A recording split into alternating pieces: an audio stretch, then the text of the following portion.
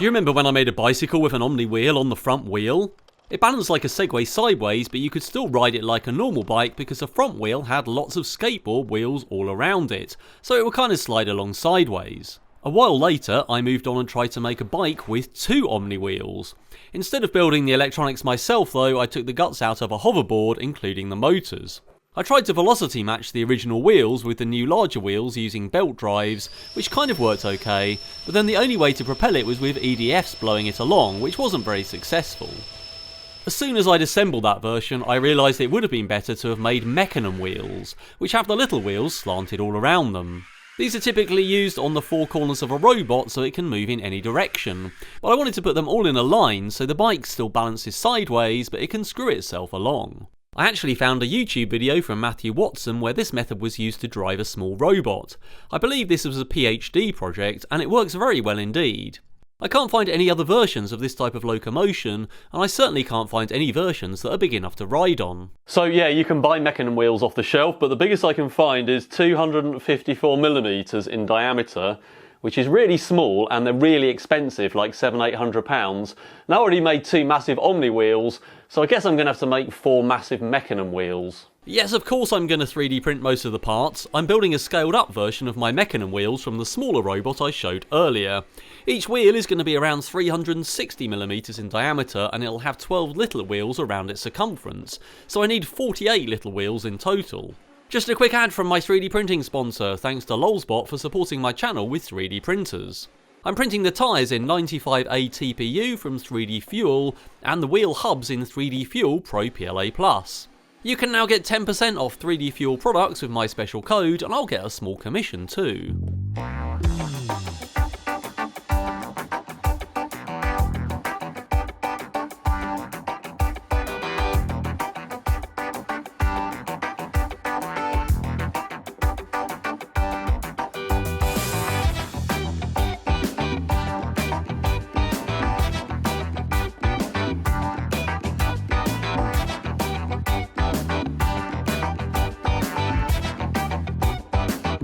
There's also 96 wedges to be made to put on each end of the axles to hold the wheels at a slant, but I'll save you the footage of printing every single one of them. I printed the TPU wheels with a 1.2mm nozzle on Lolsbot printers, and they're incredibly tough.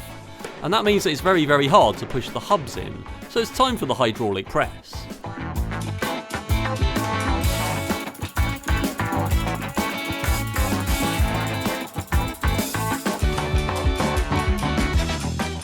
Thanks to Simply Bearings for the bearings for this project, I've got 96 skate-sized bearings for each end of the 48 wheels, as well as of course some bigger bearings for the actual big wheels themselves. So we need to make some wheel hubs to mount all this on, so as usual I'm going to use some plywood CNC'd out, so we've got some holes here being drilled in a massive circle, and that's so we can attach all of those wedges around, and we also need some more holes to go and align all of the parts together with a hub in the middle and make sure those wheels are in the right place. So we've cut out some circles, and I've also got some HTD8 profile pulleys, and one of those is going to drive each wheel. So I've painted all of those black with some automotive spray paint, and you'll notice there's some very shiny sections on there, and that's actually masking tape which I've put over where the 4 holes are to mount each of the wedges. And that's so that I can glue those on and there's something to stick to other than paint. So I've got some solvent based adhesive to stick each of those on, and I'm also going to screw those on as well. So basically those never ever come off because I'm going to be sitting on this. And that leaves us with a piece of round wood with 12 wedges glued and screwed to it. On the other side we've got the HTD8 pulley, and I've also made a thin plywood retainer so the belt doesn't fall off, and that's going to be used to drive the wheel. This hub fits onto a 3D printed part, which is printed with a 1.2mm nozzle, so that's a really tough 3D printed hub, and I've got bolts that go all the way through, which are a pretty tight fit. We'll just knock all of those in, and eventually that will hold the other side on as well. For now we need to get all the wheels in, so we've got these 8mm pieces of stainless steel rod which go into those wedges all the way around. To get the spacing right, I've got a couple of nylon washers, and then we can put all of the little wheels on with their bearings all the way around, followed by another 2 nylon washers on the top of every one. And that just makes it perfectly spaced so they don't move.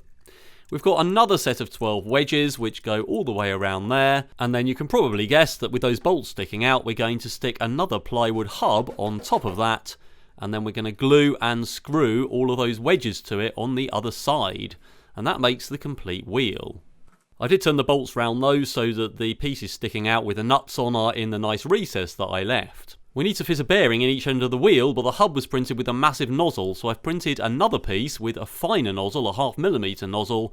That makes it much easier to tolerance, and we can reprint that part if we need to without reprinting the whole hub, so that we can fit the bearings in nice and tightly. And those have got 20mm internal diameters. I've made 4 of those in total, and you'll notice I remembered to make opposite pairs so that the wheels go in opposing directions so they can screw against each other to travel in the same direction, otherwise balancing is going to be really hard. So all we need to do now is put them all on a chassis and put some motors on. It's chassis time!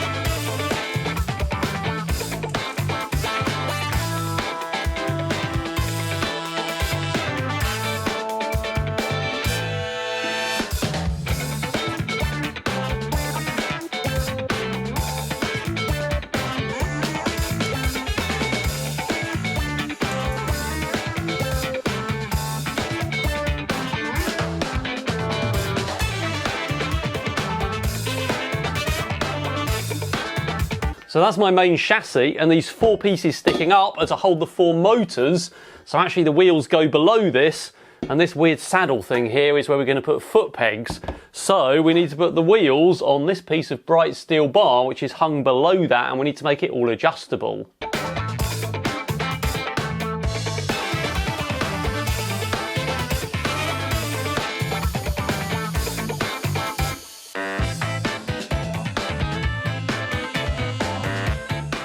So I've got some 20mm rose joints with the 20mm thread to match the studding and 20mm holes in to match my axle, and all of these are going to go through that chassis crossbar and be bolted on so that we can adjust the height of them and we can get that axle through perfectly all through all of them, threading the eye of the needle every time, and then we can get all of the wheels aligned and spaced correctly. So now it's time to put the wheels on, which is a bit of an ordeal. That 20mm bright steel bar's quite tightly toleranced for the bearings. I can do it, but it's going to take me quite some time to push it through and push all the wheels on. Not forgetting, of course, to put the drive belts on first, otherwise I'll never be able to get them on.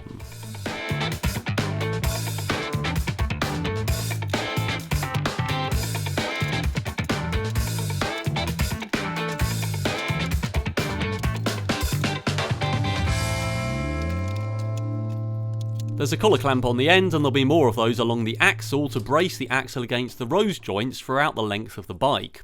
So now all my wheels are all perfectly in line and they all run fine, and I've done up all the nuts on that studding so that we get everything at the right height so that the belts can mesh with the motor drives. So we do need some spacers. At the moment those can slide up and down, but we need to align them perfectly with the motors.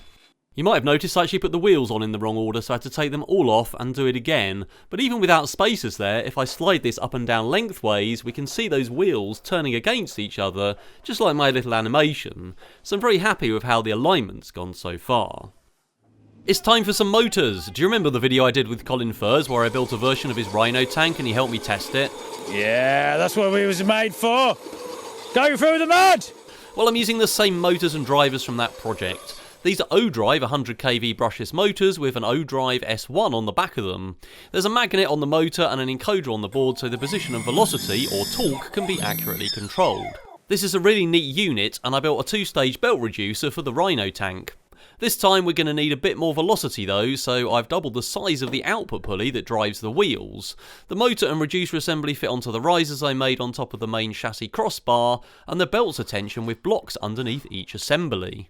I made a quick stand out of steel for it so I can lean it up and work on it upright, and I've also fitted the top of the chassis on, and that's going to hold the handlebars, the saddle and the electronics, and that is a bolted on piece so that I can take it off to get to those motor assemblies if I need to. In the last Omni bike, I made a steering assembly which basically would lean sideways as well as rotating, and that's what I used to control all of the axes. However, there was nothing solid to hang on to, so that was a bit of a mistake in the end and resulted in me crashing. So this time I've just made handlebars which are completely fixed and don't turn at all. I found this saddle on Amazon which fits just right, so I'm pretty happy with the way it's looking. It's quite retro. Right, it's going to be one of the best things I've ever made if it works, but we need to put some electronics in and get the motors powered up and see what happens. But before we carry on assembling that, it's time for a quick ad from the video's sponsor, which is Odoo. Odoo is an all-in-one management tool that provides entrepreneurs with a wide range of web-based applications to simplify the management of their business. The first Odoo application is free for life with unlimited hosting and support. They also offer a free personalised domain name for 1 year. Once you have 2 or more applications, you'll switch to a paid plan.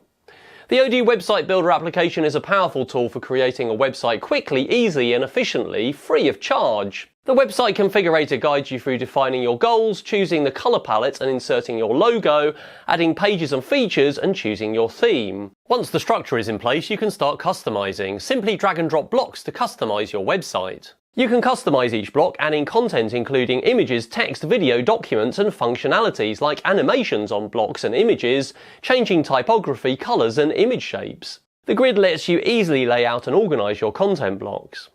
AI-generated text is available in Odoo to populate any sections.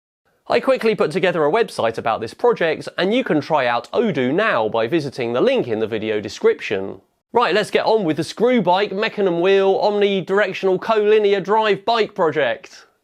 So I've made an electronics enclosure, and in there we've got a Teensy 4.1, we've got a SparkFun BNO 086 IMU, and we've got the CAN bus transceiver to control all the O drives. On top I've got a battery monitor, an LED strip which is actually at the moment visualising the IMU data. I've also got various knobs on there, so we've got a trim control, which is for the inertial measurement unit data, and I've also got a switch to initialise the O drives, and I've got a volume control we'll talk about later. I've got connectors coming out including the CAN bus, USB power, the 48 volt power so we can monitor the battery, and some connector to go to the handlebars for all of the switches. I've made a battery box which holds 4 6S LiPos, and we're going to put those in series and then pairs in parallel, so we basically get nearly 50 volts out of that. There's a 200 amp contactor on the top of there, and that's going to be linked to the e-stop on the handlebars so that I can actually cut the power off if I need to.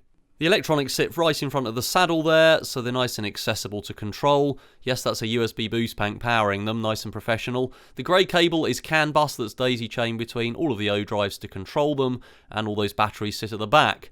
And yes, I do have a cover there to cover the dodgy bolts, which has got 50 volts on. I've built quite a few balancing robots in the past. There's a playlist in my channel just for balancing projects that use various means to make unstable things stable. The main thing that makes balancing robots work is a PID controller. This takes the angle data from the inertial measurement unit and controls the wheel velocities appropriately. The proportional term simply means that the wheels go faster if the angle is greater, but this isn't sufficient to make the device balance properly.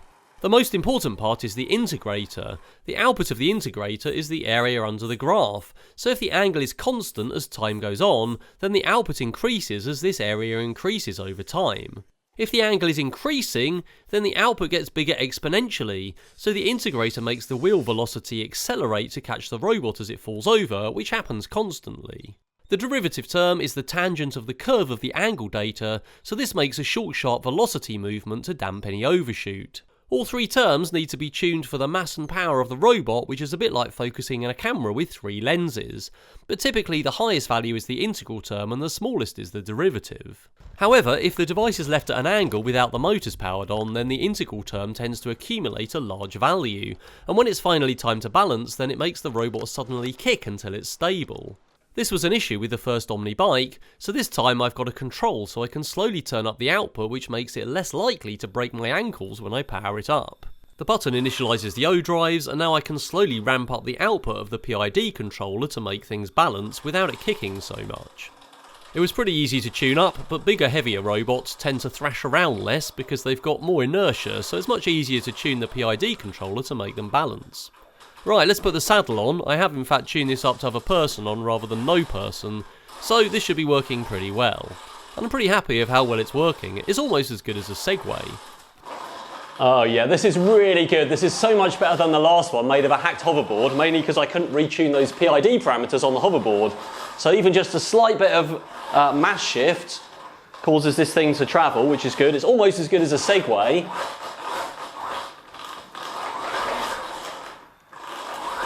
I've definitely got enough velocity for balancing there, but what we need to do now is try and screw it along by moving those wheels in opposite directions. And if that works, then this is going to be pretty cool. So I've got a twist grip on the right hand side which moves in one direction, and I've also got a toggle switch so that I can drive in forward or reverse. And all that's going to do is make the wheels turn in opposite directions to screw itself along and transpose that value over the balancing value. Right, let's try and go forwards. Whoa. Oh, it works. Oh yeah, this is brilliant. This is brilliant.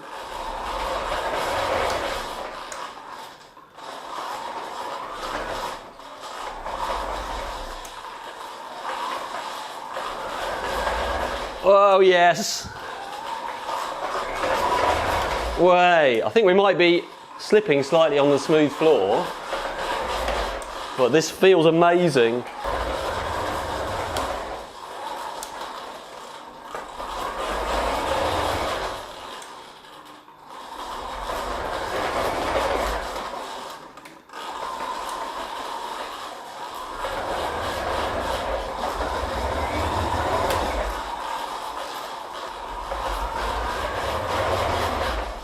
Rotating is controlled by another twist grip. Ideally I want a twist grip that rotates forwards and backwards so I can turn left and right, but I couldn't find one that does that, so I've just got another direction switch, and we'll see how that goes.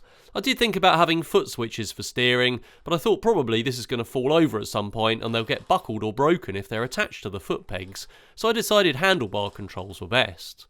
Now, of course, the wheels are different distances from the centre, and that means that they need to rotate at different velocities so that we can rotate around the centre point. Basically, one circumference is bigger than the other, so the outside wheels need to go faster, and we need to take that into account. Right, let's see where rotating gets us. Oh. I think I want my mass in the middle since that's where the rotation point is. But yeah, that seems to be pretty cool.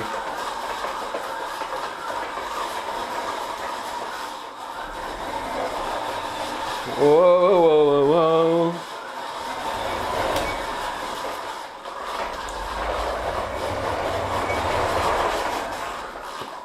Whoa. That feels amazing. Right, we need a bigger space to test it than this though, because there isn't really space in my kitchen.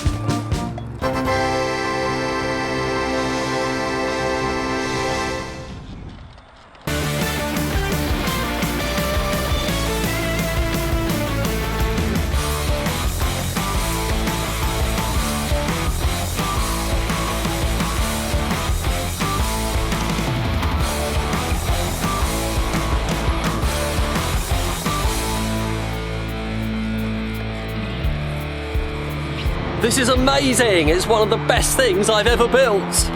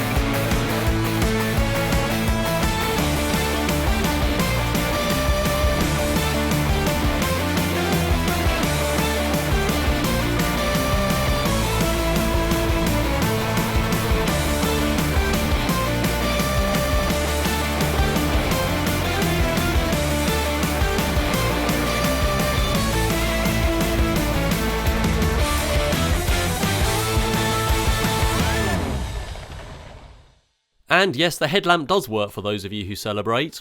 This whole project is going to be open source, as all of my projects are, so all the CAD and code is going to be published on GitHub if you want to build your own or use any aspects of it for your own projects. If you'd like to support me through a YouTube channel membership or Patreon, then patrons and YouTube channel members get access to all the videos up to a week early and sneak peeks and pictures of what's coming up, plus Discord benefits. And speaking of open source, I'm going to be at Open Source 2024, which is June the 15th to the 16th in San Francisco. But it's a different type of source apparently, or something. Anyway, there's going to be 150 YouTube content creators and 500 community exhibits, but they're looking for more exhibits, and you can apply now on the open source website at opensource.com. And if you're successful and they accept your exhibit, then you get in for free and you get access to the exclusive Friday night kickoff party, which I'll be at along with all the other YouTubers hopefully. So check that out now.